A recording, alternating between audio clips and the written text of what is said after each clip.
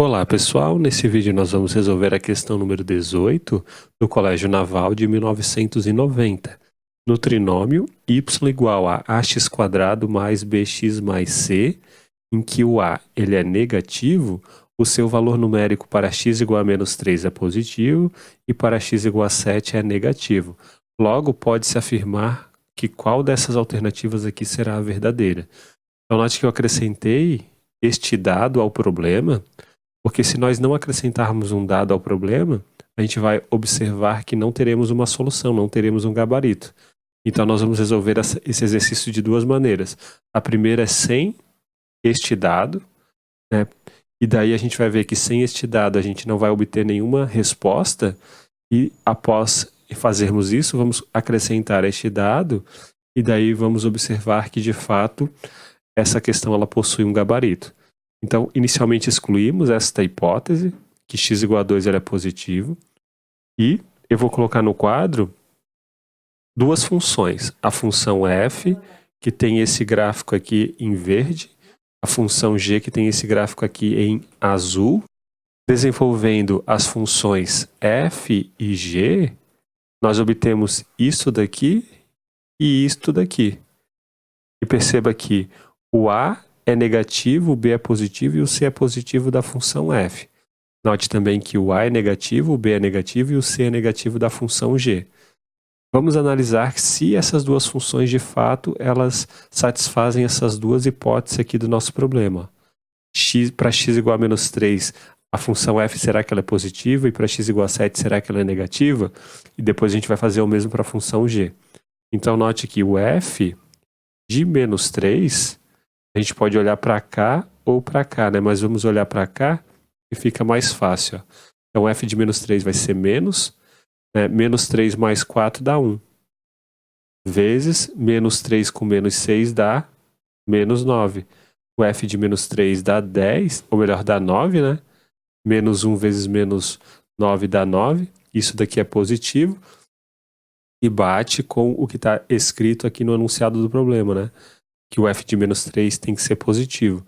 Agora vamos calcular o f de 7.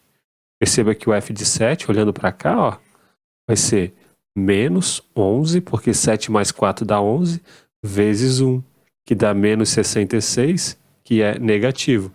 Confere com este dado aqui do enunciado do problema, ou seja, a f ela satisfaz as condições do problema, né? Note que o a também é negativo. Agora vamos olhar para a função g. G de menos 3 vale quanto? Olhando para cá, ó, g de menos 3 vai ser menos, daí menos 3 mais 4 dá 1, e menos 3 mais 1 dá menos 2. O g de menos 3 deu 2, que é, portanto, positivo. Agora, quem é o g de 7? O g de 7, olhando para cá, vai nos dar menos 11, 7 mais 4 dá 11, vezes 7 mais 1 dá 8. Né? Isso nos dá menos 88, que é negativo. A função g, ela também satisfaz as condições do enunciado do problema. E, portanto, perceba que se a gente não tivesse mais nenhuma informação, se a gente não tivesse mais nenhum dado ao problema, então a gente não teria uma resposta, né? Porque, olha só, olhando para a letra A, diz que o B é positivo. Mas a gente pode ter, de fato, a gente pode ter o B positivo aqui do caso da letra F, da função F. Mas também a gente pode ter um B negativo no caso da função G, que satisfaz as condições do enunciado do problema. De forma análoga, o item B não pode ser verdadeiro, o item C também não pode, né? A gente acabou de colocar o exemplo aqui de duas funções em que nem B nem C são iguais a zero. E perceba que o C da função f é positivo, mas o C da função g é negativo. Então a gente não vai poder marcar nem a D nem a E. Em outras palavras, se nós temos apenas esses dados aqui do enunciado do problema, não obtemos uma solução, porque a gente encontra dois exemplos que se contradizem, né, com essas informações aqui. Então agora a gente vai analisar este exercício com esta hipótese a mais, x igual a 2 positivo. Então nós veremos que para x igual a 2 positivo, nós teremos uma solução para o nosso problema. A gente vai unir todas essas hipóteses aqui, né? E daí sim, o exercício ele vai ter um gabarito. Então perceba o seguinte, ó, que antes da gente analisar o exercício com essas informações, vamos apenas observar uma função f qualquer que tem concavidade voltada para baixo, ou seja, o a, que é esse coeficiente aqui, ele é negativo. Então nós temos uma função do segundo grau que tem o coeficiente a negativo e, portanto, a concavidade dessa função é voltada para baixo. Então, essa função ela pode assumir ou esta configuração, né? Ou ela pode estar toda abaixo do eixo x. Mas note que a gente não vai estar interessado nesse caso aqui, ó, porque se o gráfico da função está todo abaixo do eixo x, isso significa que essa função é sempre negativa. Mas a gente tem aqui o caso, ó, em que o x igual a menos 3 torna a função positiva, né?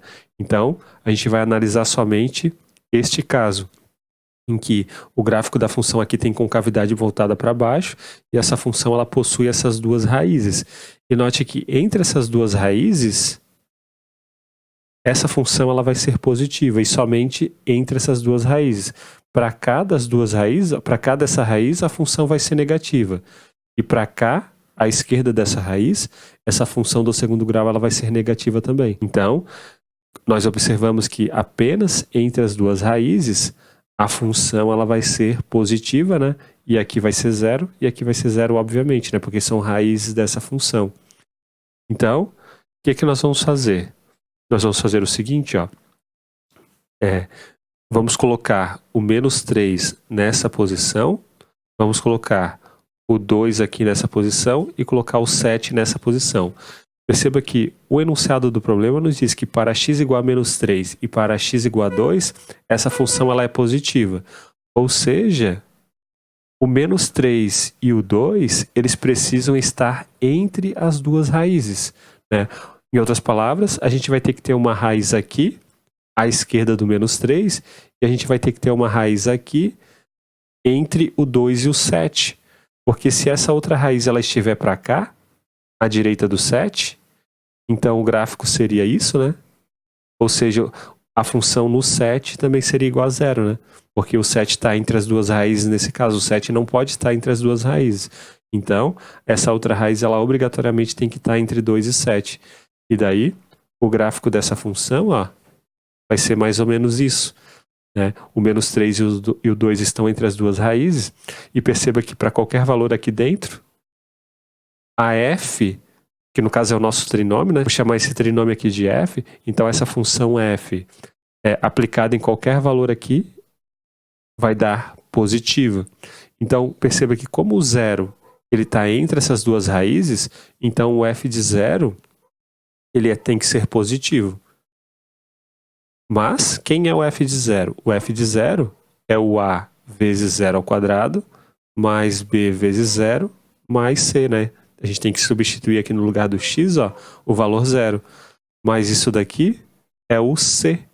Vai cancelar isso, vai sobrar só o c. Ou seja, isso daqui que é o f de zero é igual a c, e portanto o c é positivo. E, em teoria, a gente marcaria a letra c. Mas a gente tem que garantir agora que existam exemplos tais que não pode acontecer nem isso sempre, né? E nem isso daqui sempre, por exemplo. E nem isso daqui sempre também. Então, quais são os exemplos que a gente pode dar em que a gente pode ter um B negativo e também a gente pode ter um B positivo? A gente já sabe que nessas condições o C é sempre positivo. Mas o que a gente pode falar a respeito do B nesta configuração aqui? Então, eu vou colocar no quadro os dois exemplos que vão ser suficientes para justificar por que a gente tem que marcar apenas a letra D. Olha só, a gente já tem aqui uma função f que tem este gráfico, temos uma função g que tem este gráfico. A função f desenvolvendo ela vai dar essa expressão, a função g desenvolvendo ela vai dar essa expressão. Note que, obviamente, o c ele vai ser positivo, né?